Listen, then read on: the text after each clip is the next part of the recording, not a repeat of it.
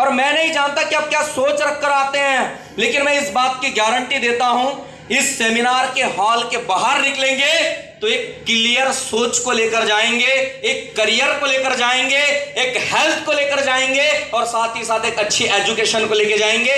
Are you ready? Really ready? दोस्तों शुक्रिया, आपने जो मान सम्मान दिया, मैं तहे दिल से इसका शुक्रगुजार हूं। और मैं इतना ही कहूंगा, आपने जो मान सम्मान दिया इसके बदले की है दोस्तों आपके दर पे जमानाए बाहर हो। ऐ दोस्तों आपके दर पे जमानाए बाहर हो और जब भी आपकी आंखें खुले आपके आगे खुशियों का संसार हो, खुशियों का संसार हो।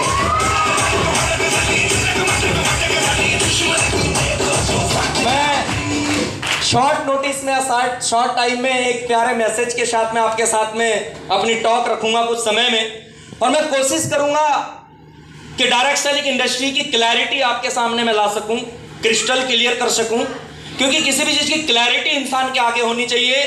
मैं अगर पिछले 10 सालों से इस इंडस्ट्री में काम कर रहा हूं, यस, तो उसके पीछे की वजह कि मेरी आंखों के आगे इसकी क्लैरिटी है। लोगों ने तो मुझे भी कहा है, हेलो, लोगों का काम है कहना, रिस्पॉन्स देना, बाकी मैं ले लूंगा, टेंशन ना लो। अभी मैंने शुरू किया नहीं है, यस।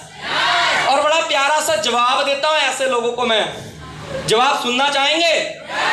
बड़ा मासूम सा जवाब है। अवरोध सबको मिलते हैं, तो मैं कहता हूं अपनों के अवरोध मिले, अपनों के अवरोध मिले, हर वक्त रवानी वही रही। 10 सालों की कहानी है ये, और दिल की मासूमियत देखिएगा कि अपनों के अवरोध मिले, हर वक्त रवानी वही रही, और सांसों में तूफानों की रफ्तार पुरानी वही रही।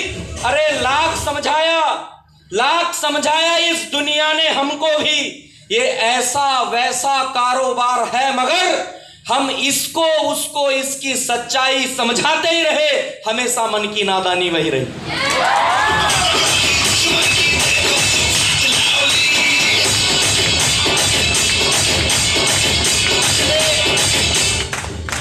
दस साल में इस इंडस्ट्री में 1 डेकेड कंप्लीट कर चुका हूं, और आपके इस भाई का नाम है Vijay Kumar Hanwat, I was a job person. Short में इंट्रोडक्शन देते हुए बताऊं तो एक कैंपस क्वालिफाई बंदा हूं, 18-20 हज़ार रुपए महीने की जॉब कर रहा था उस जमाने में, 2012 की बात है। और प्रमोशन को छोड़कर डायरेक्ट सेलिंग इंडस्ट्री का ख्वाब एक अजनबी बंदे के साथ में देखा, जिसे मैं जानता तक नहीं था, जिससे मेरी कोई जान पहचान नहीं थी।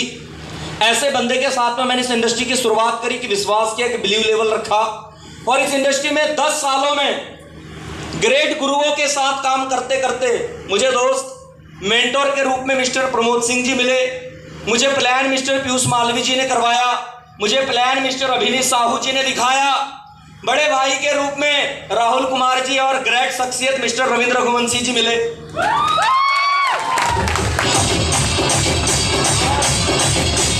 मैं कहता हूं एक डाउनलाइन, एक अपलाइन, एक दोस्त के जैसे, एक भाई के जैसे बाउंडिंग बनी, और मैं इस इंडस्ट्री में आगे बढ़ते चला गया। कब इस इंडस्ट्री में करियर बनते चला गया पता ही नहीं चला, क्योंकि दोस्त सपने सभी के हाथों में होते हैं, सपने सभी लोग सोचते। मुझे एक बात बताइए, ऐसे लोग हैं या नहीं है जो अच्छी गाड़ी, अच्छा बंगला, अच्छी कार और सब कुछ चाहते हैं जिंदगी में? चाहते हैं ना? लेकिन बसर्त बात इतनी है, ये कैसे आती इसके बारे में पता कुछ लोगों को चल पाता है, और कुछ बिना जाने ही मर जाते हैं। अंडरस्टैंड? बात समझ में आ रही है? ऐसे अधिकांश लोग मैंने देखा है, वो कहते हैं यार लाइफ बड़ी बोर चल रही है, बड़ी बोरिंग है। और लाइफ भाई बोरिंग नहीं है, तेरे जेब में पैसे नहीं है। कौन कहता है? अच्छे पैसे हो तो जिंदगी अच्छी होती है, होती है नहीं होती है? लेकिन दोस्त इन सब चीजों को पाने के लिए किसी इंसान को जीरो से शुरुआत करनी पड़ती है, फिर चाहे वो मर्द हो या फिर वो मर्दानिया भी हो सकती है।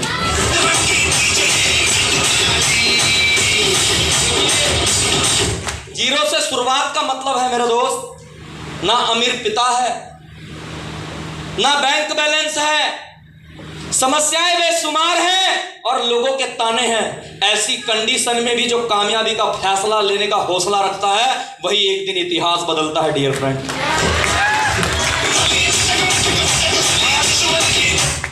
ऐसा फैसला लेने की क्षमता मेरे अंदर थी। 18-20 हज़ार की नौकरी करते करते जब ये फैसला लिया तो लोग तरह तरह की बातें करते थे और लोग ताने मारते थे कि तू इस फील्ड में क्यों आ गया। मैं उन्हें एक ही बात कहता था, देखिए दोस्त, जिसका बचपन संघर्षों में और मजबूरी में बीता हो उसको सब। मेरे समय बॉलीवुड वालों को ज्यादा डिस्टर्ब नहीं करना दोस्त, नहीं तो मैं गाना गाने भी लगता हूं और नाचने भी लगता हूं। यस, ऊपर वाले की बड़ी कृपा है कि टूटा फूटा लिख भी लेता हूं, थोड़ा बहुत गा भी लेता हूं, अच्छा खासा नाच भी लेता हूं, खाना बनाना भी बेहतरीन तरीके से आता है और लोगों को समझा भी लेता हूं। उस मालिक की और गुरुओं की कृपा है।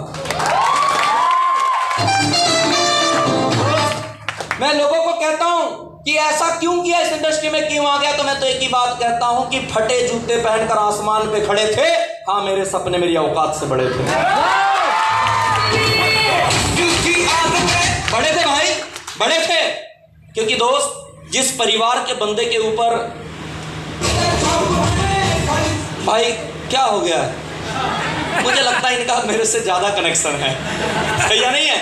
यस, मैं इतना जानता हूं दोस्त, जिस बंदे के परिवार में नॉन एजुकेटेड माता पिता हो, उसने ऐसे परिवार में जन्म लिया हो, हेलो, और ऐसे परिवार में जन्म लिया हो जहां पे 7th 8th क्लास तक 1500 रुपए का साइकिल स्कूल जाने के लिए ना हो, स्कूल जाने के 7th 8th क्लास तक स्कूल जाने के कपड़े ही गांव जाने के कपड़े होते हो, ऐसा ट्रेंड ही था, बहुत ज्यादा कोई क्रेज नहीं था, अंडरस्टैंड। और एक इंसान को पता हो लाइफ में जो हासिल करना है वो मुझे करना है, कुछ पाना है, अंडरस्टैंड। जब इंसान को ये सब कुछ पता हो डियर फ्रेंड, तो बड़े बड़े फैसले लेने के लिए मजबूर हो ही जाता है, हाँ या ना? होता या नहीं होता है? और दूसरी बात, हम तो घर के खोटे सिक्के थे भाई साहब, समझ रहे हैं बात को? मेरे पिताजी की 2 औलादे, एक आदर्शवादी जिसकी आज तक कोई शिकायत ही नहीं है, ना रिलेशन में, ना घर में, ना गांव में, और हम बचपन के उग्रवादी थे। मतलब ऐसे मान के चलिए, मेरे सर 5th 6th क्लास तक परसेंटेज अच्छे हैं, उसके बाद में 60 के बाद वाला हूं, एकदम डाउन में भी नहीं गया, लेकिन मैंने स्कूल में टॉप नहीं किया उसके बाद। पर एक ही कसम थी कि साला स्कूल का टॉपर नहीं रहा, लेकिन जिंदगी का टॉपर रहने का रे बाबा, अंडरस्टैंड? बात समझ में आ रही है? झूठी एप्लीकेशन मैंने लिखी, अगर मेरे बिरादरी वाले हो तो हाथ खड़े कर लो। झूठी एप्लीकेशन लिखी है, बुखार आ गया, फला हो गया, अगर मेरे वाले इधर बैठे हैं, वाह बढ़िया। यस, झूठी एप्लीकेशन है मैंने लिखी, स्कूल की बाउंड्रियों से दोस्तों के साथ में साइकिल फेंककर मैं भागा। यस, गलत कामों के लिए नहीं, क्रिकेट खेलने का शौक था, ट्रॉफी में जाने का शौक था, गिल्ली डंडा खेलने का शौक था, कंचे खेलने का शौक था, स्विमिंग करने का, तैरने का शौक था। इसीलिए दोस्तों आज सपने पूरे करके इसी इंडस्ट्री से बड़े बड़े होटलों में जाता हूँ, स्विमिंग पूल में सीधे और उल्टे दोनों तरीके से तैर के फोटो सेशन करवा के आता हूँ।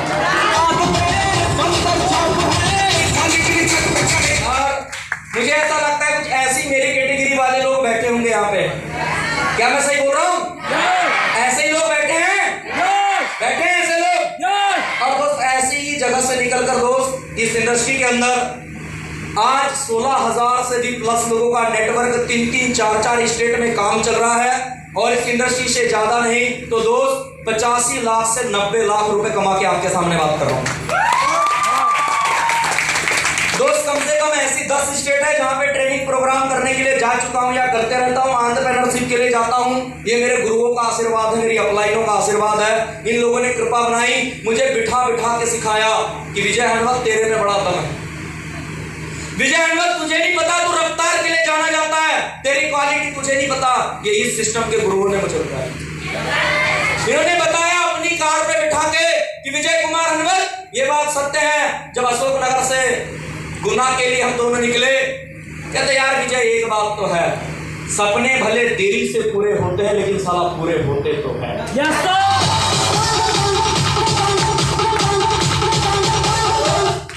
एक ऐसी अपलाइन जिसने 10 लाख की अपनी कार पे बिठा के विजय कुमार हनुमत को 15 लाख की कार का सपना दिखाया, और आज उसी से सेमिनार लगाने आए हैं।